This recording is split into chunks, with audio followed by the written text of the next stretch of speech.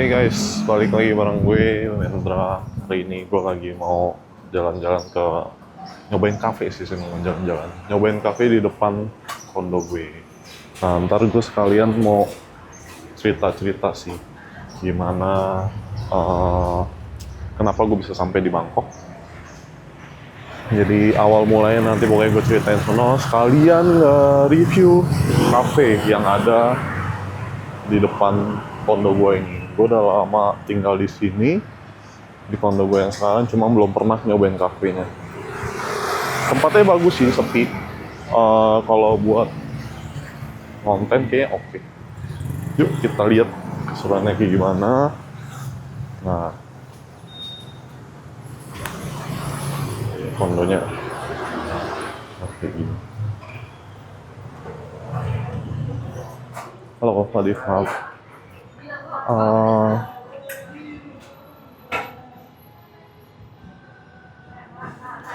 min people pasangkit deh mana?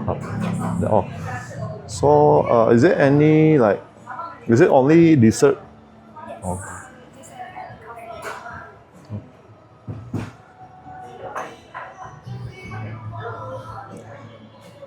Jadi ini menunya. Pom au yuzu americano soda and one noi. No sugar. Yeah, yeah.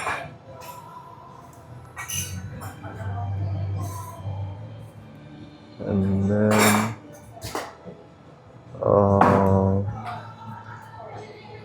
for the dessert, what is the recommendation for you?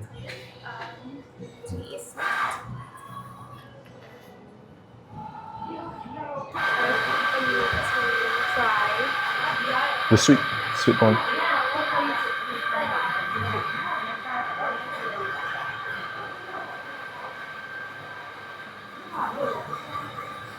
This one is our best seller right now.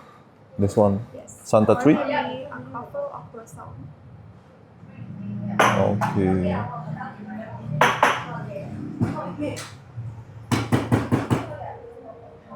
So, This oh, okay. Cake. Oh, ini tampaknya menarik nih. Oh, I want melted brulee cheesecake.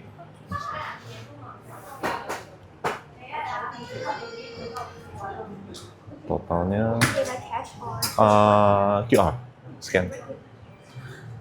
Totalnya 310, but sekitar 160.000.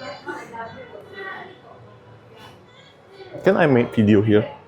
Oh, gitu.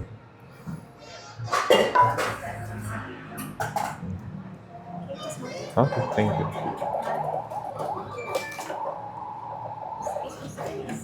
there's a fourth first floor, second floor. Okay. And the third floor is a studio for taking photos. Oh, okay. Can I room to? Okay, thank you. Jadi katanya ini ada 3 lantai. Lantai pertama kayak gini, view-nya. Terus ini kafenya kafe cewek banget sih. Cuma ya buat bikin konten kayaknya sepi sih. Nah, ini second floor-nya, nanti kita bakalan ke top floor-nya. Oh, maaf, lagi ada yang foto. Jadi di atas itu katanya studio foto, cuma lagi ada yang sesi pemotretan, jadi lebih baik tidak diganggu. Nah, ini Oke,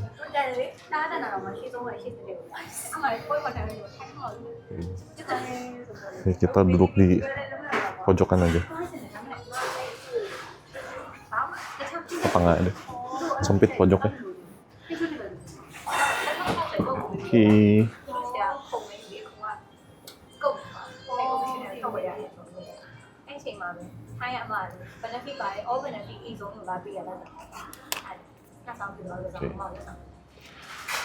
Kita setting sebentar.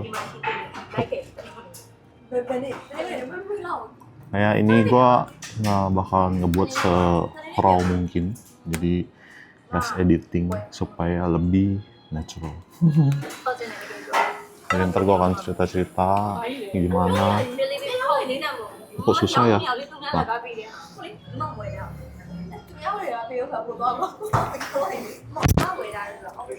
gimana gue bisa ada di sini?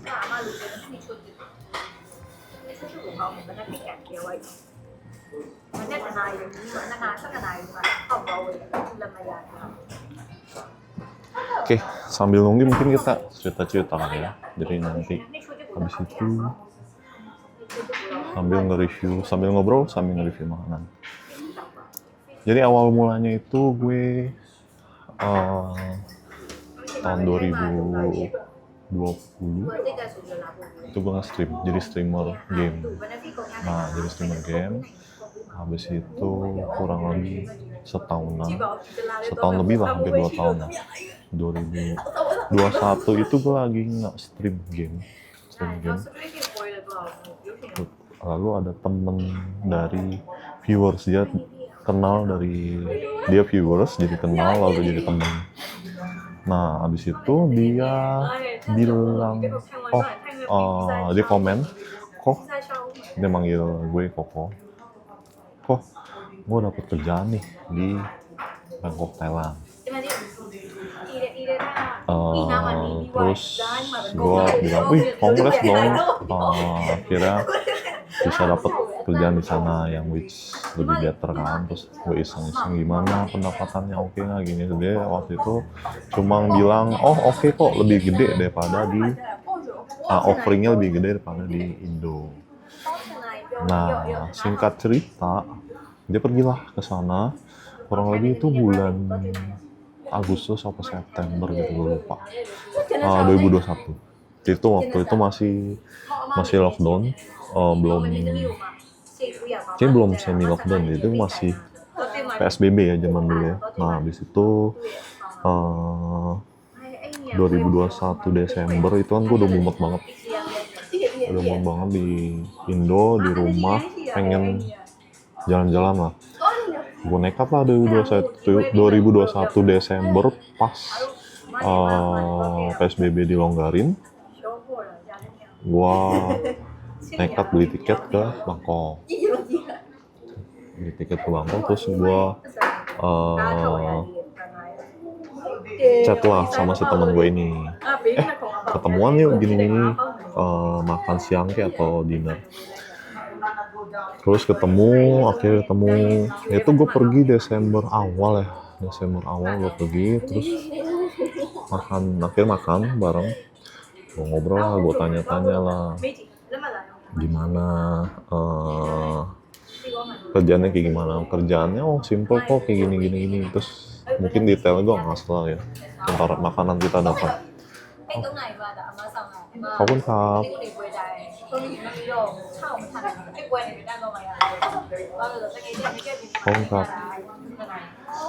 Nah, abis itu sampai mana tadi? Oh, kerjanya gimana? Mungkin kalau detailnya gue nggak bisa ceritain kerjanya kayak apa. Pokoknya gue lihat, oh kerjanya gampang. Abis itu gue iseng, kira-kira range gajinya berapa sih segala macam. Range gajinya segini dan segini.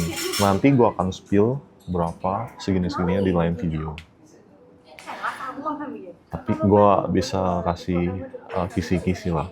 Jadi kisi-kisinya itu pas gue denger itu, oh itu 6 kalinya gaji pokok gue saat ini di Indo. Jadi waktu itu gue masih jadi store manager di salah satu toko, gue dapat gaji pokok segitu. Jumlah sekian lah. Nah ini 6 kali lipatnya. Meskipun di toko gue dulu ada komisi segala macam yang bisa bilang berkali-kali lipat lebih besar. Cuma kondisi saat itu kan dunia, bukan Indo doang, dunia tuh lagi serba nggak jelas. Gue takut lockdown lagi. Kalau lockdown lagi toko gue tutup, gue bisa nggak dapat gaji lagi, nggak makan lagi. Jadi yaudahlah, gue pindah. Gue nggak langsung pindah. Akhirnya gue bilang, minta tolong cariin lowongan dong, kayak gini. Nah, abis itu setelah berapa bulan nggak ada kabar. Sekitar bulan Maret 2022 baru dapat kabar. Nah, sebelum lanjut, gue mau kasih lihat kalian dessert hari ini. Gimana ya? Kayak gini aja kali.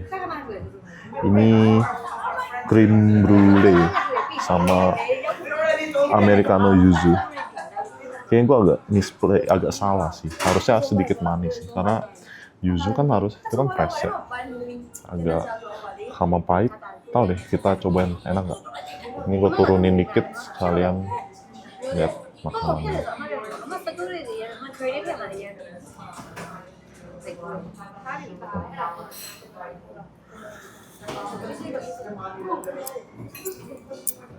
Kita cobain dulu ini soalnya mumpung masih anget.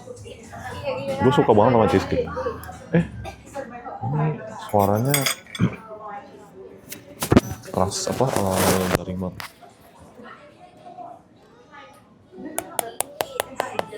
Garing. Cream brulee. Ini cream brulee cheesecake. Kita coba pecah. Bisa pecah. Jadi ASMR gitu.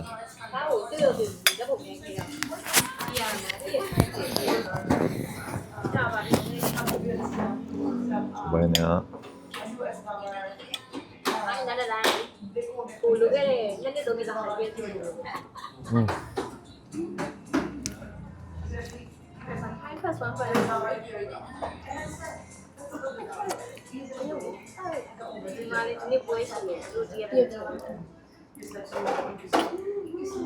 Pas masuk tuh, pas masuk di mulut ada rasa kayak apa ya, asin sama asam nggak ya dari kejunya. Terus ada garing dari si brulee-nya ini yang gula, karamelis gula ini sama si biskuitnya.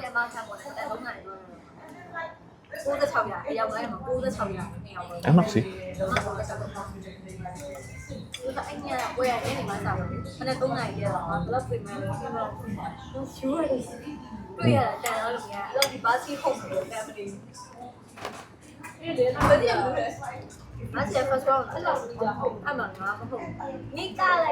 Jadi yang putih ini, saking millernya sama cheesecake, lupa masih lihat.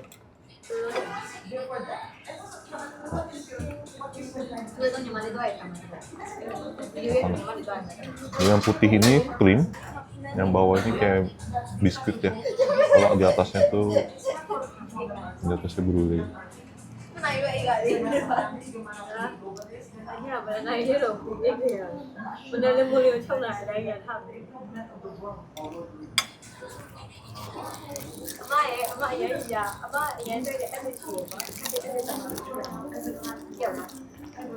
Kalian cobain yuzu kokinya.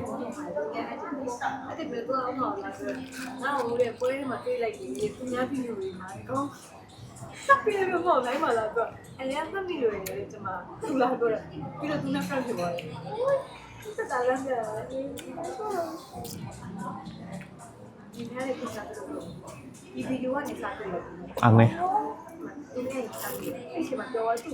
Jadi ada pahit, ada pahit, ada asam, dan ada asam dari yuzunya, pahit dari americanonya, dan ada kayak sensasi tahu minum soda kan ya, jadi kayak sensasi yang kayak aneh sih, menurut gue ini aneh. Mungkin lebih enak kalau pakai gula, jadi gue salah. Ini gagal, menurut gue ini nggak enak. Sebentar. Apa mungkin mesti diaduk? Ya mesti diaduk karena tadi pas gue sedot di bagian yuzunya enak cuy. Ada sensasi manisnya juga dari si yuzunya. Nggak membantu untuk diaduk.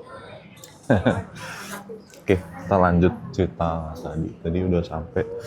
Oh, Maret si temen gue ini ngechat lagi, kok ada lowongan nih, kasih CV lu ke gue. Gue mau ngasih ke HR. Oke, Oke, gue langsung gercep tuh. Gue bagusin CV gue, bikin CV gue langsung apply, langsung kasih ke temen gue email. Gue email, nggak ada kabar. 2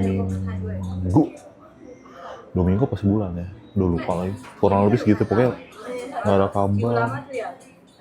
2 minggu deh, seingat gue 2 minggu tuh nggak ada kabar. Jadi sampai akhir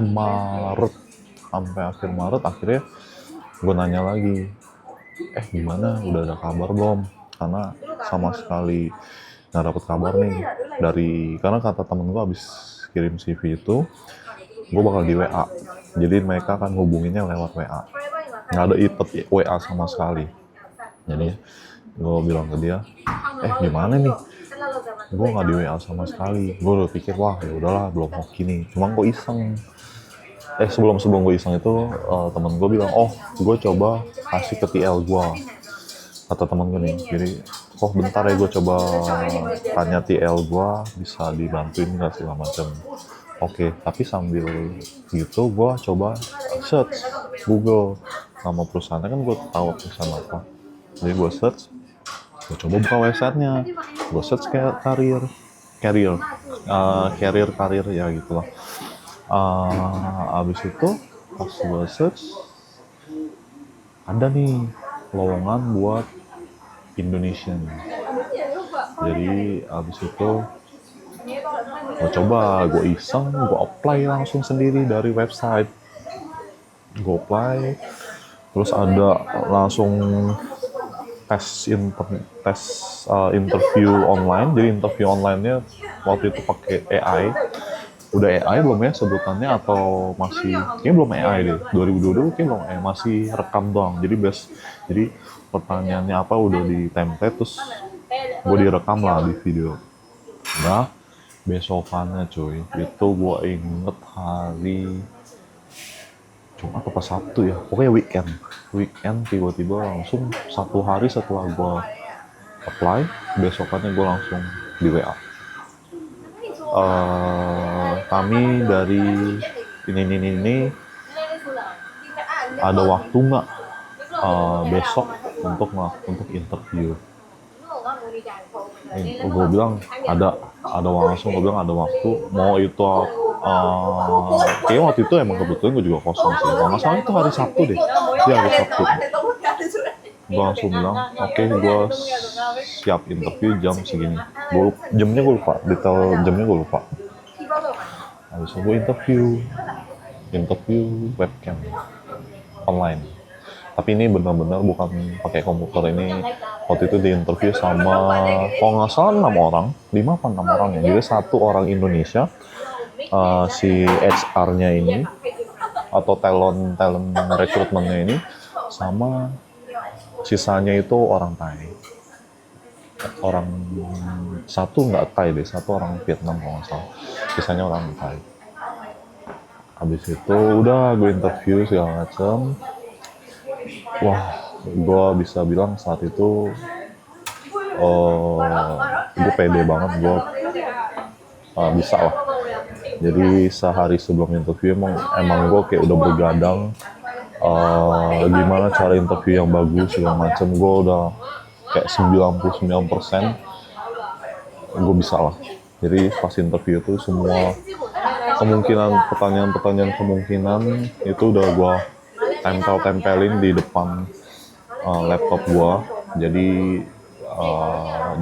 ini laptop di bagian temboknya itu gue tempelin kemungkinan pertanyaannya dan jawaban apa yang mesti gue jawab. Jadi jawabannya itu bukan jawaban orang, tapi jadi kalau seandainya ada pertanyaan ini, gue udah jawaban gue mau kayak gini, gue udah tulis gede-gede, gue tempel. Jadi gue nggak mau pas pertanyaan itu keluar gue ngeblank. Jadi gue seandainya ngeblank, gue tinggal melihat ke depan, yang which is jaraknya deket kan ke kamera. Gue bisa lihat, gue inget langsung. Dan waktu itu kalau nggak salah itu berguna.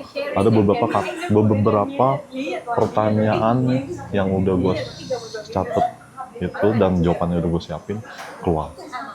Jadi gue bisa dibilang saat itu gue memuas. Gue puas sama interview gue sendiri waktu itu. Nah, H+2. Enggak, H+1 juga. Dia bilang selamat, kamu berhasil. Interviewnya pokoknya berhasil lah. Interviewnya berhasil. Tolong siapin ijazah, semua ijazah. Aku lupa apa aja waktu itu, ijazah, paspornya masih aktif apa enggak, payslip, sama certificate of employment. Nah ini challenge juga buat gue nih, karena kan dulu gua toko gua itu nggak berbadan hukum, jadi masih ya di Indo kan banyak toko-toko yang kayak gitu kan ya. Nah akhirnya gue coba minta tolong bos-bos gue. Jadi waktu itu gue ada bos lah, jadi yang jadi investor gue gimana bisa buatin nggak. Mereka untungnya langsung bantuin gue untuk buatin itu. Jadi bisa dibilang bos-bos gue waktu itu supportive juga, dan thank you kalau misalkan mantan bos gue dengar ini, bilang thank you atas support kalian. Nah habis itu udah langsung tuh perusahaan gue yang sekarang waktu itu tiba-tiba serba dadakan. Gue udah siapin ini, ada tambahan, bodo amat. Itu gue langsung selalu bilang bisa. Jadi gue nggak ada yang namanya waktu belum tentu bisa, enggak. Gue pokoknya waktu itu gue langsung hajar. Gue ngomong bisa dulu, masalah ntar gimana belakangan itu pokoknya gue cari. Pokoknya bener-bener kalau nggak salah gue waktu itu udah mau deket lebaran disuruh ngeprint. Jadi mereka ngirim data finansial mereka, karena ini tujuannya untuk gue nggak apply visa ke kedutaan Thailand. Jadi setelah gue apply, setelah gue dapet datanya financial, gue mesti print. Itu kurang lebih berapa lembar ya, banyak. Pokoknya gue ingat banget ngeprint itu habis sekitar 200 ribuan, tebel ya, data finansial apalah segala macam, tebel pokoknya. Challenge pertama gue saat itu lebaran, banyak banget toko yang tutup, toko printer yang tutup. Printer gue rusak udah lama, karena gue udah lama nggak pakai printer. Jadi sebelumnya kan tuh sempet kerja di IO, itu gue pakai tuh printer. Pas kerja di toko nggak kepake printernya, jadi udah pas gue mau pakai rusak. Jadi gue mau nggak mau mesti cari toko print loh. Cuy, lebaran siapa yang buka gitu. Akhirnya gue cari, pokoknya akhirnya ketemu. Ada pokoknya sempat ketemu di Moy, waktu Mall Indonesia ada yang buka. Cuma waktu itu bukanya jam berapa, gue tungguin depan pintu warnet. Jadi waktu itu dia toko printernya gabung sama warnet, gue tungguin warnetnya sampai dia buka. Udah gue printer segala macam, itu bolak-balik tiap hari, tiba-tiba ada data tambah segala macam. Gue kayak dikerjain, tapi nggak apa-apa. Gue bener-bener pengen banget ngubah hidup gue, pengen kerja di sini di Taiwan, apapun rintangannya gue jalanin. Singkat cerita, akhirnya gue datang ke kedutaan, apply segala macem, visa akhirnya keluar. Terus gue waktu itu sempat ditunda. Jadi tadinya itu gue kena batch yang tanggal berapa ya, kalau nggak salah itu tanggal 17 April. Gue tuh kalau nggak salah 17 April 2022. Cuma ketunda. Jadi tadi udah mau tanggal 17 April, cuma ketunda karena itu minggu Songkran. Di sini Songkran itu kayak lebaran lah. Jadi banyakan yang tutup. Jadi ditundalah sampai awal Mei. Jadi tadi tuh udah kebutuhan ternyata ditunda. Ya udah gitu. Yang penting gue udah dapat offering. Oh ya, tadi gue lupa cerita. Sebelum gue dapat financial itu, contohnya gue udah ada offering. Yang offering ini tadi gue miss ceritanya. Jadi sempet mau nego. Jadi gue bilang, Kak bisa nggak naikin sedikit? Gue bilang waktu itu sih minta naikin 500 baht doang. Jadi naikin sedikit 500 baht. Terus dia bilang, oh nggak bisa, kita nggak bisa naikin. Nah, karena berhubung gue udah bilang, udah mati gue, wah ini udah 6 kali, ya udahlah nggak boleh serakah lah ya. Jadi gue nggak push nego lagi. Ya udah gue, oke ya udah ambil. Jadi gue dapat offering baru ceritain tadi. Nah, habis itu udah setelah gue dapat visa, gue berangkat itu tanggal 4 Mei. Kalau nggak salah 4 Mei gue berangkat. Itu gue masih dalam rombongan yang hoki. Kenapa hoki? Gue masih dapat hotel 5 hari. Hotel 5 hari deket kantor. Jadi kok ada yang telat, waktu itu ada yang telat ngasih data. Telat 1 hari aja. Itu mereka udah nggak dapet hotel. Jadi ada temen gue yang satu batch, ada yang nggak dapet hotel karena mereka telat kasih dokumen. Untungnya gue waktu itu cukup cepet, jadi gue masih dapat hotel 5 hari. Nah akhirnya gue kerja, gue WFH waktu itu 1 bulan lebih. Hampir 2 bulan gue WFH. Habis itu return to office, kerja di area office, udah sampai sekarang udah gue jadi masuk dari 6 Mei 2022. Sekarang udah bulan apa? Bulan Desember tanggal 4. Berarti sekitar 3 tahun 7 bulan di sini kita.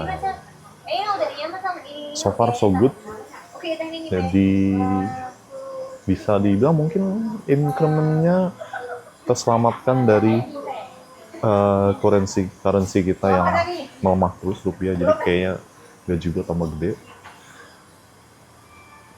Dan sisanya gue enjoy di sini di Bangkok, lebih rapi lah, lebih enak.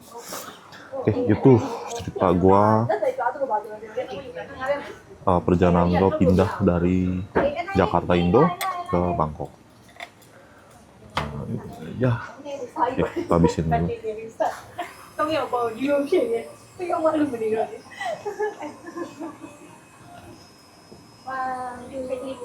Nah, jadi di depan gue ini ada beberapa anak-anak muda lah ya, mungkin yang masih kuliah, kurang lebih kuliah atau SMA lah, high school lah. Mereka lagi foto-foto. Kayaknya ada yang ulang tahun sih. Salah satu di antara mereka lagi ulang tahun. Ya sebenarnya mungkin agak aneh ya. Ini satu om-om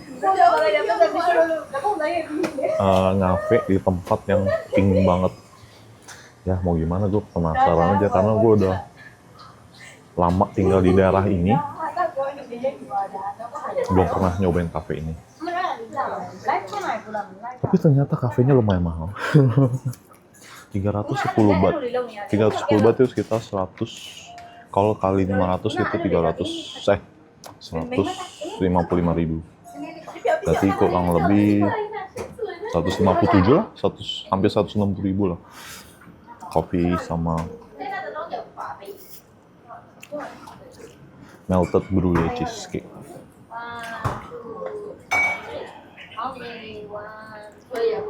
Brulee cheesecake-nya enak. Yuzu americano no.